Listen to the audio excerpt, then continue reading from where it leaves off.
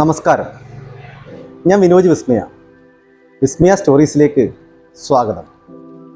ഇന്ന് കാശ്മീരിലെ ഞങ്ങളുടെ 4ാം ദിവസമാണ്. കഴിഞ്ഞ 3 ദിവസങ്ങളിലായി ശ്രീനഗറിന് ചുറ്റുമുള്ള ഹിൽ സ്റ്റേഷനുകളാണ് കണ്ടതെങ്കിൽ ഇന്ന് ശ്രീനഗർ സിറ്റി ടൂറാണ്.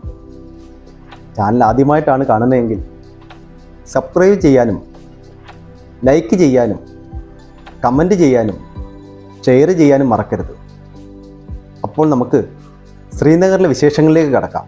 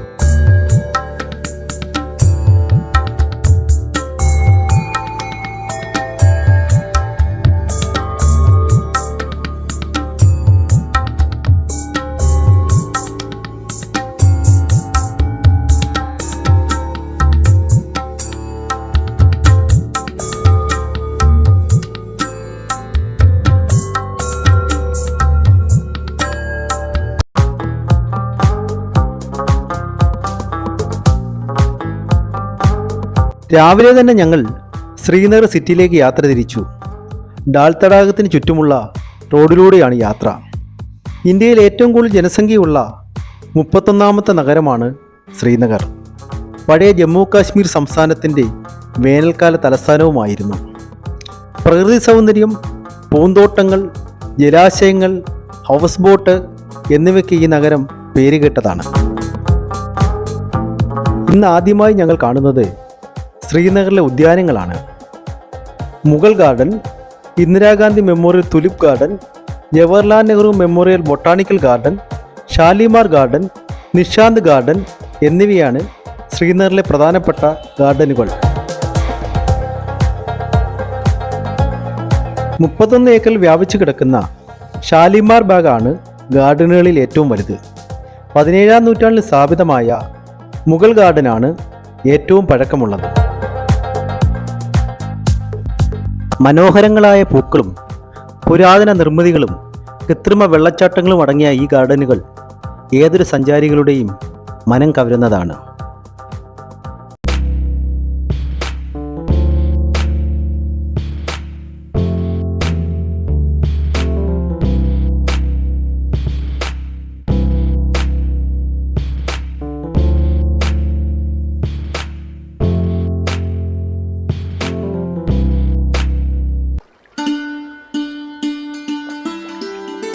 ഗാർഡനുകൾ കണ്ട ശേഷം എല്ലാവരും ലഗേജുകൾ എടുത്ത് ഡാൽ തടാകത്തിൽ ഞങ്ങളെ കാത്തുകിടന്ന ശിക്കാരയിലേക്ക് നടന്നു.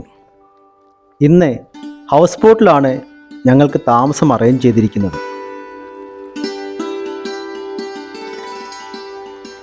മനോഹരങ്ങളായ പൂന്തോട്ടങ്ങളുടെയും മലനിരകളുടെയും ഇടയിൽ അതിസുന്ദരിയായി നീണ്ടു നിവർന്നു കിടക്കുകയാണ് ഡാൽ.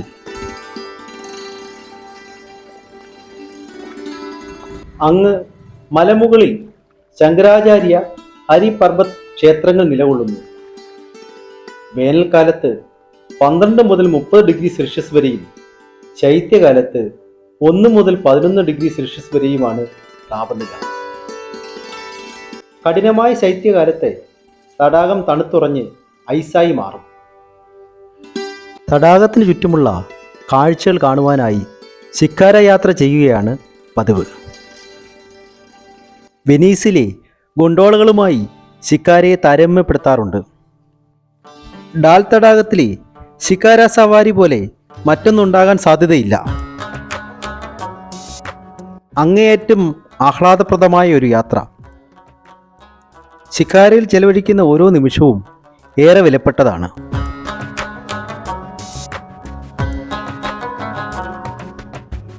ശിക്കാര യാത്രയുടെ ഇടയിൽ തന്നെ ഭക്ഷണങ്ങളും പാനീയങ്ങളും കച്ചവടം നടത്തുന്ന ധാരാളം വഞ്ചികൾ കാണാം.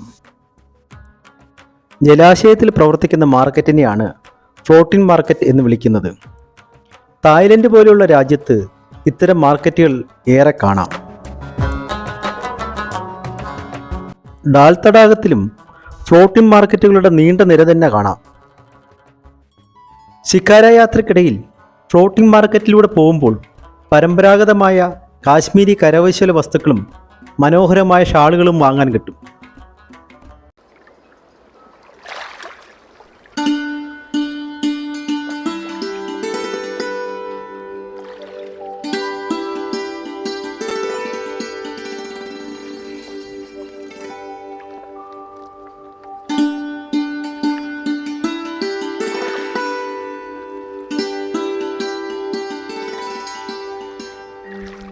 രണ്ട് മണിക്കൂറത്തെ യാത്ര കഴിഞ്ഞ് ശിക്കാര ഞങ്ങളുടെ ഹൗസ് ബോട്ടിന് സമീപം അടുപ്പിച്ചു.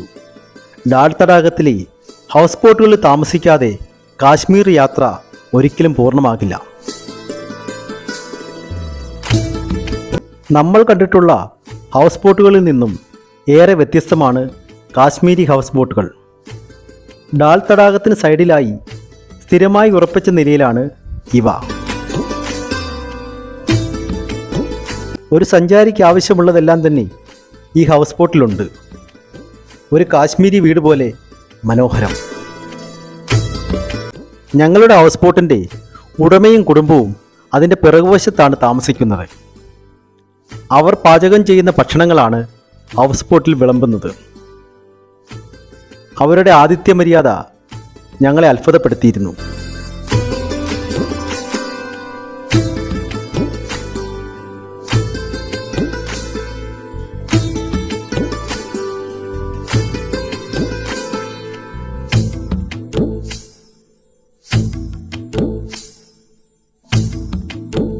ഇത് മെക്സിക്കോക്കാരനായ എഞ്ചിനീയർ കോക്കോ. എല്ലാ വർഷവും ഇയാൾ കാശ്മീർ സന്ദർശിക്കാറുണ്ട്. ഹൗസ് ബോട്ടിൽ തടാകത്തെ നോക്കിയിരുന്ന് ഡ്രോൺ വായിക്കുന്നത് ഇയാൾക്കേറെ ഇഷ്ടമുള്ള അനുഭവമാണത്രേ. ലോകത്തെവിടെ ചെന്നാലും ഒരു മലയാളിയെയെങ്കിലും കാണാം എന്നല്ലേ പറയാറുള്ളത്.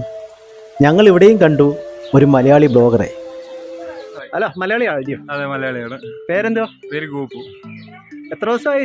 ഇപ്പോ 4 മാസം കഴിഞ്ഞു. ഇപ്പൊ ഇവിടെ നേരെ ലേക്ക് പോവാണ്. 2 മാസം ഇപ്പൊ ലേക്ക് കാർഗിലിൽ നിന്ന് ലേക്ക്. അത് കഴിയുമ്പോ തിരിച്ചു പോകും. റിട്ടേൺ ഹിമാചൽ വഴിയിട്ടാ പോകുന്നത്. റിട്ടേൺ എങ്ങനെയാ? സൈക്കിളിൽ തന്നെയാണ് പ്ലാൻ ചെയ്തേക്കുന്നത്. ഇന്ത്യ ഹാഫ് പകുതി ഫുള്ള് കവർ ചെയ്യും.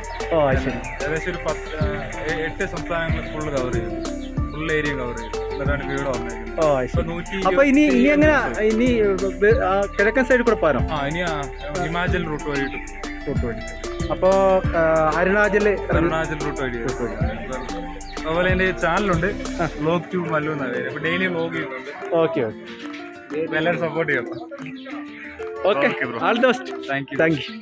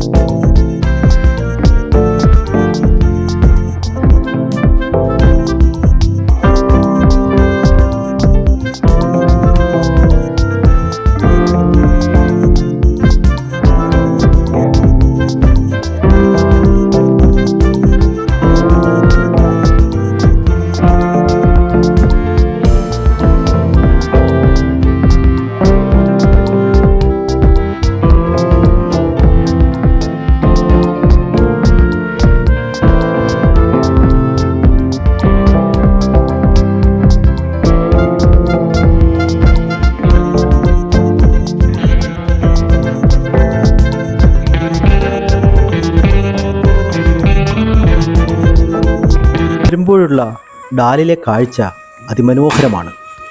സ്വർണ്ണ നിറത്തിലുള്ള സൂര്യകിരണങ്ങൾ തടാകത്തിൽ പ്രതിഫലിക്കുന്നു. തൊട്ട് എതിർവശത്ത് മലമുകളിലുള്ള ശങ്കരാചാര്യ ക്ഷേത്രത്തിൽ നിന്നും ലൗഡ് സ്പീക്കറിൽ നേരിയ ശബ്ദത്തിൽ നാമങ്ങൾ മുഴങ്ങുന്നു.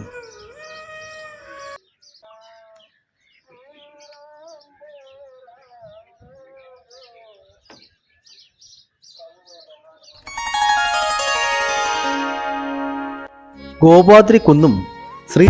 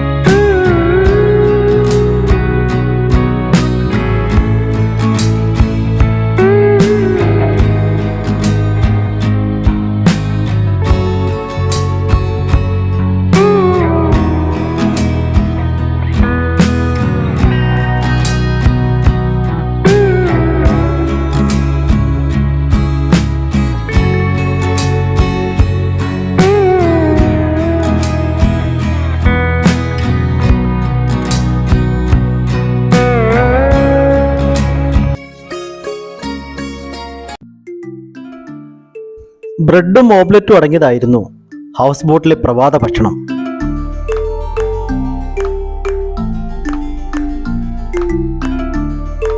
എല്ലാവരും മടക്കയാത്രയ്ക്കുള്ള തയ്യാറെടുപ്പിലാണ്.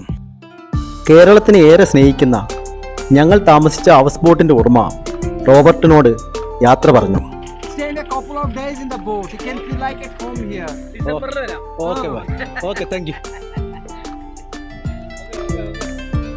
ലഗേജുകളെല്ലാം ബസ്സിൽ കയറ്റി 22 അംഗ സംഘം മടങ്ങുമ്പോൾ 4 നാളുകൾ കൊണ്ട് അകലാൻ കഴിയാത്ത അത്ര അടുത്തിരുന്നു.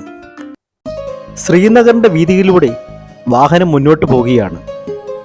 370-ാം വകുപ്പ് എടുത്ത് മാറ്റിയതോടെ കാശ്മീരിലെ നിയമങ്ങളിലെല്ലാം മാറ്റം വന്നു. പുറത്തുള്ളവർക്കും ഇപ്പോൾ കാശ്മീരിൽ ഭൂമി വാങ്ങാൻ കഴിയും. അതുകൊണ്ട് തന്നെ എല്ലായിടത്തും പുതിയ നിർമ്മാണങ്ങൾ നടക്കുന്നു. ബസ്സിനുള്ളിൽ ഓരോരുത്തരായി തങ്ങളുടെ യാത്രാ അനുഭവങ്ങൾ വിവരിക്കുകയാണ്. കാശ്മീർ എന്ന സ്വർഗത്തിലെ ഒരിക്കലും മറക്കാനാകാത്ത ദിനങ്ങൾ.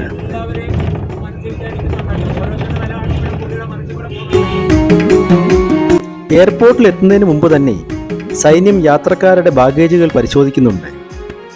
കാശ്മീർ എന്ന സഞ്ചാരികളുടെ പറുദീസയോട് യാത്ര പറഞ്ഞ് ബോർഡിങ്ങിന് ശേഷം ഞങ്ങൾ ഫ്ലൈറ്റിലേക്ക് നടന്നു.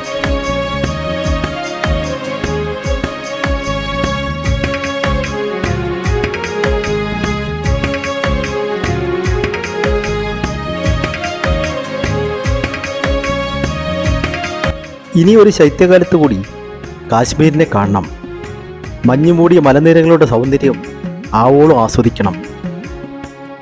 ഫ്ലൈറ്റ് മുന്നോട്ട് ചലിച്ചു തുടങ്ങി. ഫ്ലൈറ്റ് മുകളിലേക്ക് ഉയരും തോറും ശ്രീനഗർ നഗരം താഴെ ചെറുതായി വന്നു. അങ്ങകലെ ഹിമാലയൻ മലനിരകൾ തലയെടുപ്പോടെ നിന്ന് ഞങ്ങളോട് യാത്ര പറയുന്നത് പോലെ തോന്നുന്നു.